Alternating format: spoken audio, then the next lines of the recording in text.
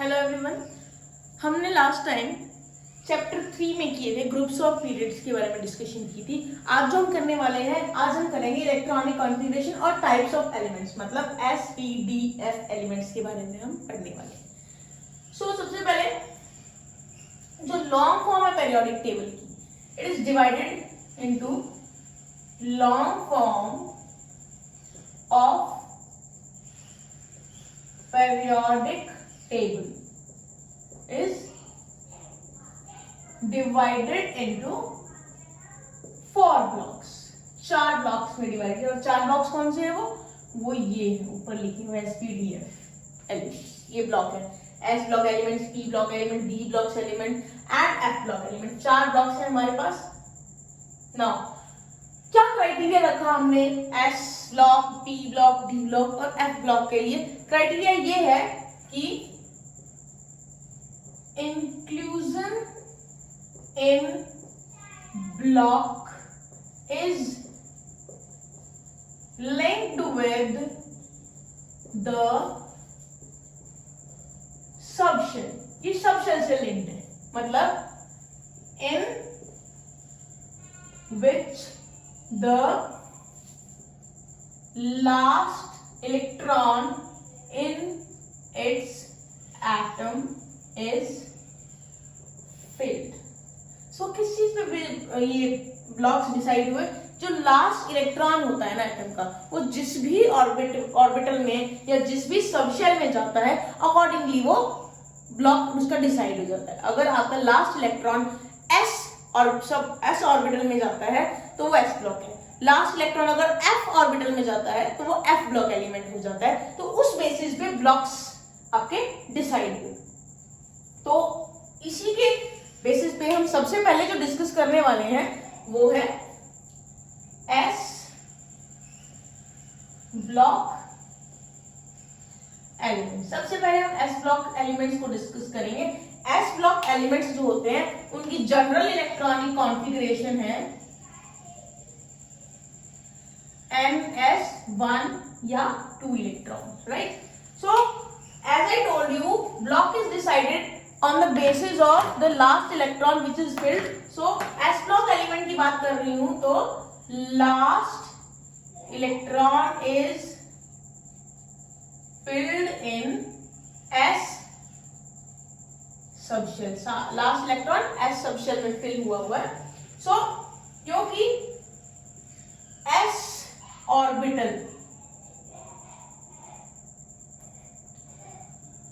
Can have maximum of 2 electrons. S orbital में maximum 2 electron आ सकते हैं। Therefore there are 2 groups in the S orbital. इसीलिए ही S ऑर्बिटल में 2 ही ग्रुप हैं। कौन से ग्रुप हैं? ग्रुप 1 जिसको हम एल्कली मेटल्स बोलते हैं और उसकी इलेक्ट्रॉनिक कॉन्फ़िगरेशन होगी NS1। फिर है ग्रुप 2 जिसे हम बोलते हैं एल्कलाइन अर्थ मेटल्स और उसके लिए कॉन्फ़िगरेशन है NS2। तो ये तो हो गई आपके S ब्लॉक के बारे में बात। अब हम इसकी कुछ कैरेक्टरिस्टिक्स के बारे में पढ़ेंगे। Characteristics of S block elements, right? Characteristics पढ़ेंगे। सबसे पहले ये होते हैं, ये जो आपके S ब्लॉक मेटल्स होते हैं, ये होते हैं soft metals, soft in nature. इतने सॉफ्ट होते हैं कि ये नाइफ से भी कट हो सकते हैं। जैसे सोडियम, पोटेशियम है ना, आपने लैब में देखा भी होगा, इतने सॉफ्ट होते हैं उसको नाइफ से भी हम इजीली कट कर सकते हैं। सो सॉफ्ट मेटल्स है, इसीलिए उनके लो मेल्टिंग पॉइंट और बॉइलिंग पॉइंट होंगे। Because they are soft, so their intermolecular forces of attraction are little bit weak, that's why they have low melting and boiling point। Reactivity की बात करूं तो ये हाईली रिएक्टिव है, बहुत ज्यादा रिएक्टिव है, और reactivity increases down the group. पहले ही रिएक्टिव है, ऊपर से ग्रुप के डाउनवर्ड्स जाते हैं तो रिएक्टिविटी और भी ज्यादा इंक्रीज हो जाती है। क्यों हो जाती है? Because down the group size increase हो जाता है, साइज इंक्रीज होने से इलेक्ट्रॉन लूज करने की टेंडेंसी बढ़ जाती है, इसलिए ज्यादा रिएक्टिव हो जाते हैं। और रिएक्टिविटी के कारण मैं एक बात और बताती हूँ, इतने ज्यादा रिएक्टिव है, they do not occur in free state in nature. इतने ज्यादा रिएक्टिव है, नेचर में भी फ्री स्टेट में नहीं मिलते, हमेशा कंबाइंड स्टेट में ही वो मिलते हैं। और अगर आप इसको बर्न करोगे तो what will they will do? They will impart colour to flame. Flame भी कलर्ड हो जाएगी जब आप एस ब्लॉक एलिमेंट्स को बर्न करते हो। And they form ionic compounds. Ionic compounds बनाते हैं ये because they have a strong tendency to donate electron, तो इसीलिए आयनिक कंपाउंड्स बनाते हैं। लेकिन इसमें थोड़ी सी एक्सेप्शन है, लिथियम ग्रुप 1 का फर्स्ट एलिमेंट और बेरिलियम ग्रुप 2 का first element, they form covalent compounds. ये दोनों कोवेलेंट कंपाउंड्स बनते हैं। नेक्स्ट प्रॉपर्टी इज, ये कोवेलेंट कंपाउंड इसलिए बनाते हैं क्योंकि इनका साइज काफी छोटा होता है, क्योंकि फर्स्ट ग्रुप हो गए ना, फर्स्ट एलिमेंट हो गए ना ग्रुप के, तो काफी छोटा साइज होने की वजह से ये इलेक्ट्रॉन इजीली डोनेट नहीं करते, तो डोनेट करने से ज्यादा ये प्रेफर करते हैं कोवेलेंट बॉन्ड बनाना, शेयरिंग करना। अब नेक्स्ट पॉइंट है, they are S block elements are good reducing agents. Good reducing agents है। तो रिड्यूसिंग एजेंट्स क्या होते हैं, ऑक्सीडाइजिंग एजेंट्स क्या होते हैं, आपने लास्ट ईयर भी पढ़ा है 10th क्लास में। रिड्यूसिंग एजेंट मतलब जो दूसरे को रिड्यूस करता है, खुद ऑक्सीडाइज होता है। तो इनमें एस ब्लॉक एलिमेंट्स में स्ट्रॉन्ग टेंडेंसी है ऑक्सीडाइज होने की, खुद ऑक्सीडाइज होने की, ताकि दूसरे को रिड्यूस कर सके। क्यों है strong tendency? Because they are ready to donate electron. Electron देने के लिए तैयार है, बैठे हुए हैं बिल्कुल तैयार इलेक्ट्रॉन देने के लिए। तो इस वजह से ये खुद ऑक्सीडाइज हो जाते हैं और वो इलेक्ट्रॉन जब दूसरे को देंगे तो वो दूसरे को रिड्यूस कर देंगे, इसीलिए ये गुड रिड्यूसिंग एजेंट्स है। इसके अलावा एक प्रॉपर्टी है, they are good conductors of heat and electricity. ये गुड कंडक्टर हीट और इलेक्ट्रिसिटी के, क्योंकि मेटल्स हैं तो होंगे ही वो गुड कंडक्टर हीट और इलेक्ट्रिसिटी के। So these were the properties of S block elements. Now we are going to do P block elements. P block elements की जनरल इलेक्ट्रॉनिक कॉन्फ़िगरेशन है NS2 Np126। तो ये इसकी जनरल इलेक्ट्रॉनिक कॉन्फ़िगरेशन है। जैसे S block में मैंने बताया था, वैसे ही पी ब्लॉक एलिमेंट्स में last electron is filled in p subshell, right. p subshell में लास्ट इलेक्ट्रॉन फिल होता है। और इसमें एक एक्सेप्शन केस है हीलियम का, जिसमें इलेक्ट्रॉनिक कॉन्फ़िगरेशन 1s2 है, मतलब लास्ट इलेक्ट्रॉन s ऑर्बिटल में फिल होता है, but still it is included in p block elements, क्योंकि p ब्लॉक एलिमेंट्स में ही आपकी नोबल गैसेस होती हैं, इनर्ट होती हैं, तो इसीलिए हीलियम को वहीं पे उन नोबल गैसेस के टॉप पे इंक्लूड किया गया है। क्योंकि नोबल गैसेस पी ब्लॉक को बिलोंग करती है, इसलिए हीलियम को भी पी ब्लॉक में ही नोबल गैसेस के साथ रखा गया है। हालांकि इसकी कॉन्फ़िगरेशन के हिसाब से पी ऑर्बिटल में इसका इलेक्ट्रॉन फिल नहीं होता है। नाउ क्योंकि P orbital can accommodate maximum 6 electron, जैसे कि ये ऑर्बिटल होता है पी ऑर्बिटल इस तरीके से, तो 1 2 3 4 5 6 इलेक्ट्रॉन इलेक्ट्रॉन्स फिल हो सकते हैं इसके अंदर। Therefore 6 groups are included in P block। इसीलिए P ब्लॉक में 6 ग्रुप्स इंक्लूड किए गए। कौन कौन से group? Group number 13 to 18 are included in P block. Now we are going to do characteristics.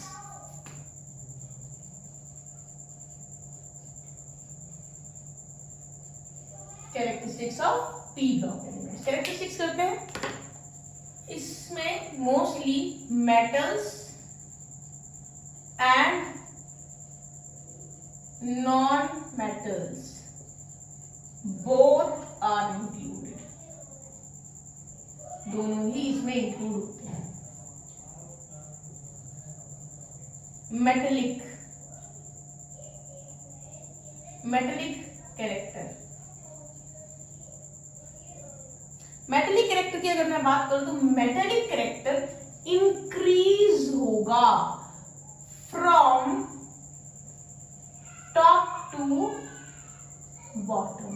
मतलब आप किसी भी ग्रुप में ऊपर से नीचे की तरफ आओगे तो मेटेलिक कैरेक्टर इंक्रीज होगा।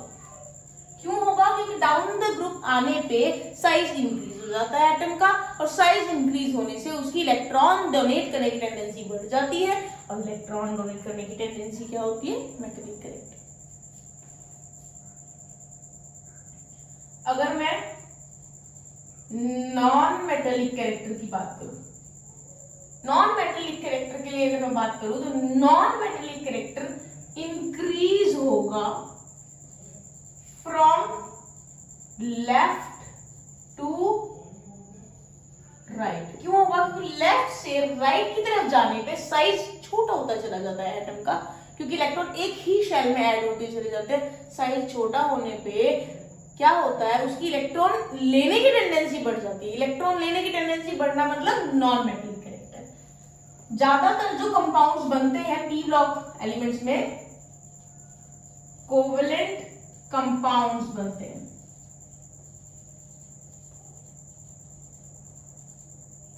और क्योंकि इसमें पी ऑर्बिटल इंक्लूडेड है तो इस वजह से वेरिएबल ऑक्सीडेशन स्टेट्स शो होंगी। वेरिएबल ऑक्सीडेशन स्टेट्स मतलब अलग अलग डिफरेंट जो है इसकी वैलेंसी कोवैलेंसी शो होंगी। नेक्स्ट पॉइंट है आपका, इसमें ऑक्साइड्स की अब मैं बात बताऊंगी। ऑक्साइड्स जो बनेंगे पी ब्लॉक एलिमेंट्स के वो मोस्टली एसिडिक बनेंगे।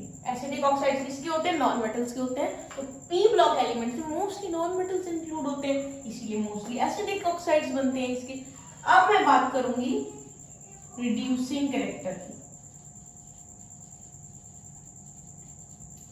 Reducing character is related to metals. तो क्योंकि मेटेलिक कैरेक्टर इंक्रीज होता है फ्रॉम टॉप टू बॉटम, तो रिड्यूसिंग कैरेक्टर की अगर मैं बात करूं मतलब कि दूसरे को रिड्यूस करना, अपने आप को ऑक्सीडाइज करना, तो ये रिड्यूसिंग कैरेक्टर कैसे इंक्रीज होगा?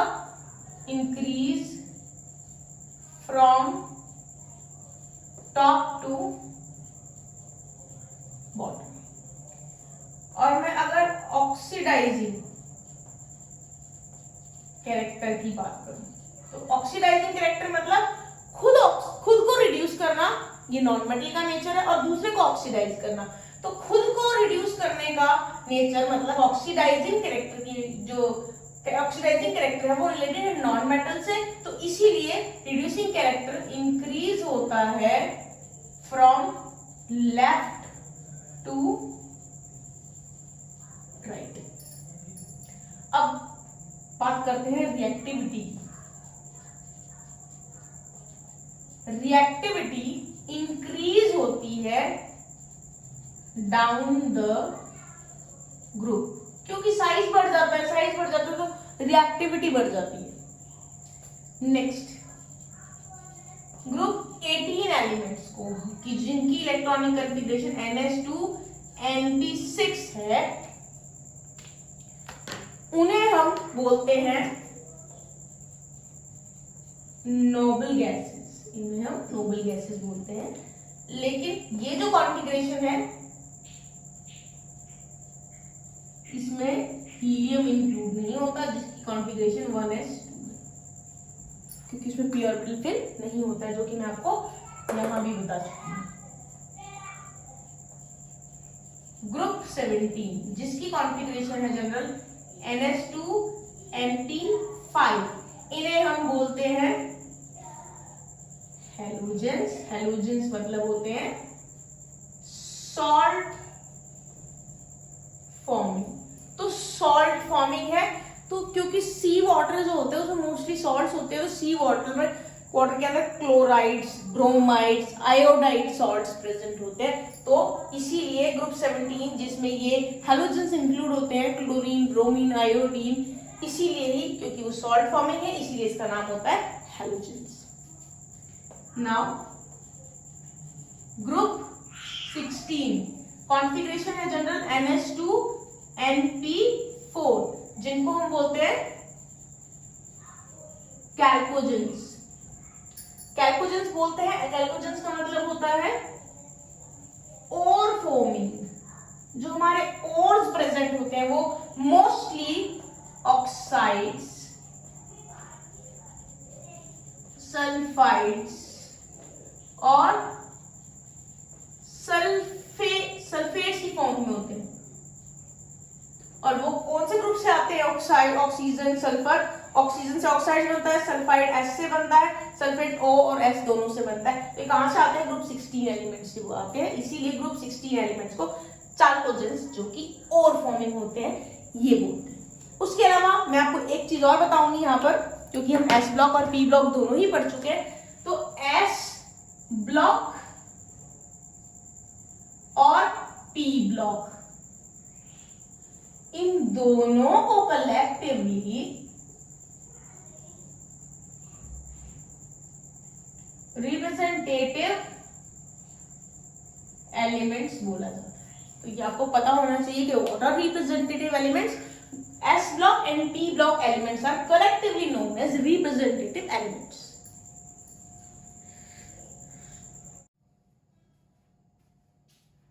अब हम करेंगे डी ब्लॉक एलिमेंट्स, जिनकी जनरल इलेक्ट्रॉनिक कॉन्फ़िगरेशन है n-1 d1 से 10 तक इलेक्ट्रॉन यहाँ फिल होते हैं, फिर ns जहाँ 0 से 2 इलेक्ट्रॉन्स फिल होते हैं। तो लास्ट इलेक्ट्रॉन जो फिल होता है वो यहाँ फिल होता है, यहाँ फिल होता है आपका लास्ट इलेक्ट्रॉन, और इसे हम बोलते हैं पेनल्टीमेट, इसे बोलेंगे पेनल्टीमेट एनर्जी शेल या लेवल। पेनल्टीमेट मतलब एक पहले, अगर n की यहां पे देख सकते हैं, यहां n लिखा है, यहां n-1 लिखा है। इट मींस अगर यहां इसकी वैल्यू 5 है तो इसकी वैल्यू होगी 4। तो मतलब लास्ट से एक पहले वाली शेल में इलेक्ट्रॉन लास्ट में फिल हो रहा है, लास्ट से एक शेल पहले वाली प्रिंसिपल क्वांटम नंबर में, पहले वाले प्रिंसिपल क्वांटम नंबर में इलेक्ट्रॉन फिल हो रहा है लास्ट वाला, इसीलिए इस शेल का नाम पेनल्टीमेट एनर्जी लेवल है। और जो लास्ट शेल ये वाली है उसमें इलेक्ट्रॉन इससे पहले फिल हो गया, इसमें बाद में फिल हो गया। तो ये वाली शेल आउटर मोस्ट है, लेकिन इलेक्ट्रॉन इसमें लास्ट में फिल होगा। और क्योंकि डी ब्लॉक में, डी ऑर्बिटल में 5 ऑर्बिट्स होते हैं, इसीलिए इसमें मैक्सिमम 10 इलेक्ट्रॉन्स फिल हो सकते हैं। इसीलिए इसमें 10 ग्रुप्स प्रेजेंट हैं। कहां से कहां तक? 3 से लेके 12 तक। डी ब्लॉक को हम, डी ब्लॉक के एलिमेंट्स को हम ट्रांजिशन एलिमेंट्स बोलते हैं। ट्रांजिशन एलिमेंट्स, इसका कारण भी है because of incomplete D orbital, क्योंकि इनका डी ऑर्बिटल इनकम्प्लीट होता है या तो ग्राउंड स्टेट में या एक्साइटेड स्टेट में, इसीलिए इनको ट्रांजिशन एलिमेंट्स बोलते हैं। सो यहां पे हमारे पास ग्रुप्स 3 to 12 तो है, साथ में हमारे पास 4 सीरीज भी है इसमें ट्रांजिशन एलिमेंट में, जिनमें 10 एलिमेंट है हर एक सीरीज में, विद 10 एलिमेंट्स ईच, राइट। अब हम इसकी कैरेक्टरिस्टिक्स करेंगे।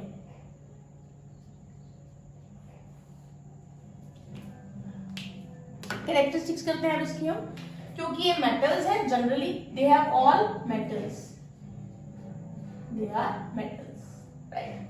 और इनके हाई मेल्टिंग पॉइंट और बॉइलिंग पॉइंट दोनों ही हाई होते हैं। ये वेरिएबल ऑक्सीडेशन स्टेट शो करते हैं, ये वेरिएबल ऑक्सीडेशन स्टेट शो करेंगे। ये कलर्ड कॉम्प्लेक्सेस भी बनाते हैं, जो इनके कंपाउंड्स होते हैं वो कलर्ड होते हैं। उसके अलावा ये पैरामैग्नेटिक होते हैं। क्या होता है पैरामैग्नेटिज्म? पैरामैग्नेटिक होना मतलब इनकी जो शेल्स होती हैं उसमें अनपेयर्ड इलेक्ट्रॉन होते हैं, और जिनके पास अनपेयर्ड इलेक्ट्रॉन होते हैं वो पैरामैग्नेटिक होते हैं। पैरामैग्नेटिज्म मतलब they are attracted towards the magnetic field due to the presence of unpaired electrons. तो इनके पास अनपेयर्ड इलेक्ट्रॉन्स हैं, इसीलिए ये पैरामैग्नेटिक होते हैं। दे एक्ट एज कैटलिस्ट, बहुत सारे रिएक्शन में एज ए कैटलिस्ट ये यूज होते हैं, जैसे कि आपने सुना होगा नाम, iron as a catalyst use होता है, cobalt, nickel, manganese, platinum, vanadium, ये सारे डी ब्लॉक एलिमेंट्स हैं जो एज अ कैटलिस्ट यूज होते हैं बहुत सारी रिएक्शन में। ये अलॉय फॉर्मिंग भी होते हैं, ये अलॉय फॉर्म करते हैं, right. What is an alloy? Alloy is a mixture of a metal and a non metal और मेटल। तो अलॉयज फॉर्म करने में डी ब्लॉक एलिमेंट्स काफी हेल्पफुल होते हैं। इसके अलावा मैं एक और पॉइंट बताऊंगी, अगर आप पीरियोडिक टेबल देखोगे तो उसमें डी ब्लॉक में आपको जिंक भी मिलेगा, कैडमियम भी मिलेगा, मरकरी भी मिलेगा और कॉपर भी मिलेगा। इन सभी में कंप्लीट डी ऑर्बिटल है, इनमें डी ऑर्बिटल कंप्लीटली फिल्ड है, फिर भी ये डी ब्लॉक एलिमेंट में इंक्लूड होते हैं, मतलब इनको ट्रांजिशन एलिमेंट कहा जाता है। अभी मैंने आपको बताया था ट्रांजिशन एलिमेंट कौन से होते हैं, जिनके इनकम्प्लीट डी ऑर्बिटल होते हैं, और ये कंप्लीट डी ऑर्बिटल वाले हैं, तो फिर भी इनको डी ऑर्बिटल में क्यों इंक्लूड किया जाता है, क्यों इनको ट्रांजिशन एलिमेंट्स कहा जाता है, ये क्वेश्चन आ सकता है एग्जाम में। इनको डी ब्लॉक में इसीलिए इंक्लूड किया जाता है क्योंकि इनका last electron penultimate energy level n-1 D में फिल होता है, इसीलिए लास्ट इलेक्ट्रॉन चाहे वो 10th इलेक्ट्रॉन हो इस डी ऑर्बिटल के अंदर, but still that is filled in D subshell, that's why they are included in D block. ये आपके डी ब्लॉक एलिमेंट्स कंप्लीट हो गए। अब इसके बाद हम जो करने वाले हैं,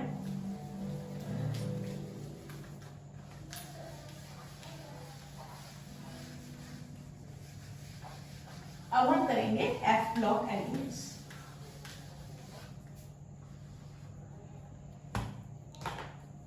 अब हम करेंगे F block elements.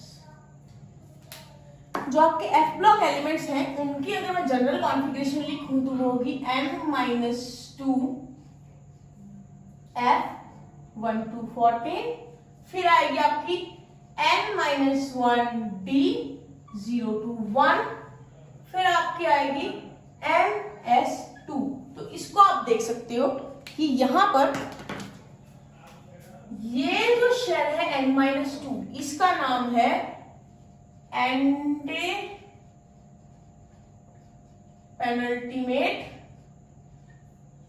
Energy shell, मतलब लास्ट से दूसरी, लास्ट ये है, इससे पहली और ये दूसरी है, इसलिए इसका नाम एंटी पेनल्टीमेट एनर्जी शेल है। इसका नाम क्या था? पेनल्टीमेट एनर्जी शेल था। और ये कौन सी है? ये लास्ट। तो एफ ब्लॉक में electrons anti penultimate energy shell में ऐड होते हैं। तो लास्ट इलेक्ट्रॉन यहां ऐड होता है, लास्ट से सेकेंड में, लास्ट सेकेंड, लास्ट छोड़ के फर्स्ट सेकेंड, इसमें इलेक्ट्रॉन फिल होते हैं, इसीलिए इनको, इस शेल को एंटी पेनल्टीमेट शेल बोलते हैं। इनको हम, इन एफ ब्लॉक एलिमेंट्स को हम इनर ट्रांजिशन एलिमेंट्स भी बोलते हैं। इनर ट्रांजिशन एलिमेंट्स क्यों बोलते हैं inner transition elements? Because last electron is added in the inner 2n-2f orbital. Inner इसलिए क्योंकि जो लास्ट इलेक्ट्रॉन है वो अंदर वाली n-2f ऑर्बिटल में ऐड हो रहा है। देख लो, अंदर वाली तो है, ये है लास्ट वाली, तो ये अंदर वाली तो है, इसलिए अंदर वाली में ऐड हो रहा है, इसलिए इनर ट्रांजिशन एलिमेंट्स। और लास्ट सेकंड में, लास्ट से फर्स्ट में जो ऐड होते थे वो ट्रांजिशन एलिमेंट्स, और इधर वाले इनर ट्रांजिशन एलिमेंट्स, इनका नाम होता है। इसमें दो सीरीज होती है। कितनी होती है? दो सीरीज होती है, ईच हैविंग 14 एलिमेंट्स। हर सीरीज में 14 एलिमेंट होते हैं, क्योंकि एफ ऑर्बिटल जो होता है उसमें 7 ऑर्बिट होते हैं। तो 1 2 3 4 5 6 7 8 9 10 11 12 13 14, इस तरह से 14 एलिमेंट्स इसमें होते हैं, क्योंकि 14 इलेक्ट्रॉन्स ऐड होते हैं। 14 इलेक्ट्रॉन मैक्सिमम एफ ऑर्बिटल में होते हैं, इसीलिए हर सीरीज में 14 एलिमेंट्स प्रेजेंट होते हैं। अब एक सीरीज होती है लेंथेनॉइड सीरीज, जो कि 4f सीरीज है, जिसमें इलेक्ट्रॉन 4f में फिल होता है, और यहाँ एटॉमिक नंबर 58 से 71 के एलिमेंट्स आते हैं। फिर दूसरी सीरीज होती है एक्टेनॉइड सीरीज, जिसमें 5f में इलेक्ट्रॉन्स ऐड होते हैं, और इसमें एटॉमिक नंबर 90 से लेके 103 तक एलिमेंट्स ऐड होते हैं। अब इनकी कैरेक्टरिस्टिक्स करते हैं। एफ ब्लॉक की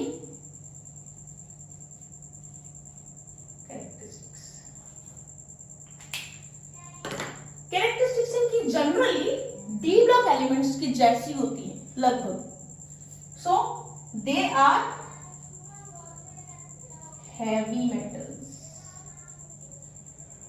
दूसरा पॉइंट, हाई मेल्टिंग पॉइंट और बॉइलिंग पॉइंट इनके होते हैं, हाई मेल्टिंग बॉइलिंग पॉइंट इनके प्रेजेंट होते हैं। नेक्स्ट पॉइंट, ये भी कॉम्प्लेक्स कंपाउंड्स बनाते हैं। ये कंपाउंड काफी कॉम्प्लेक्स नेचर के होते हैं। ये भी वेरिएबल ऑक्सीडेशन स्टेट शो करते हैं। ये भी कलर्ड कंपाउंड्स बनाते हैं। और last and the interesting one, most elements,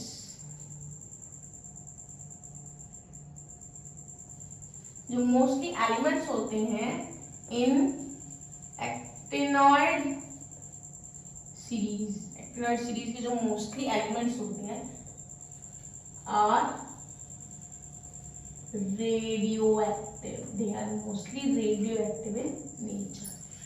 अब SPDF एलिमेंट्स की कैरेक्टरिस्टिक्स पढ़ने के बाद हमारे आ जाते हैं मेटल्स, नॉन मेटल्स और मेटलॉइड्स की प्रॉपर्टीज. तो ये पढ़ने के बाद I think metals, non metals और मेटलॉइड्स की प्रॉपर्टी पढ़नी ईजी हो जाएगी, क्योंकि 10th क्लास में भी हम पढ़ के आए. मेटल्स की कैरेक्टरिस्टिक क्या होती है? मेटल की कैरेक्टरिस्टिक्स होती है इलेक्ट्रॉन डोनेट करने की. नॉन मेटल्स की कैरेक्टरिस्टिक्स होती है इलेक्ट्रॉन एक्सेप्ट करने की. और मेटलॉइड्स इंटरमीडिएट जो है प्रॉपर्टीज शो करता है. मेटल्स की कुछ प्रॉपर्टीज शो करता है, कुछ प्रॉपर्टीज नॉन मेटल्स की शो करता है. तो इसी बेसिस पे आप मेटल्स, नॉन मेटल्स और मेटलॉइड्स कर सकते हो, उनकी प्रॉपर्टीज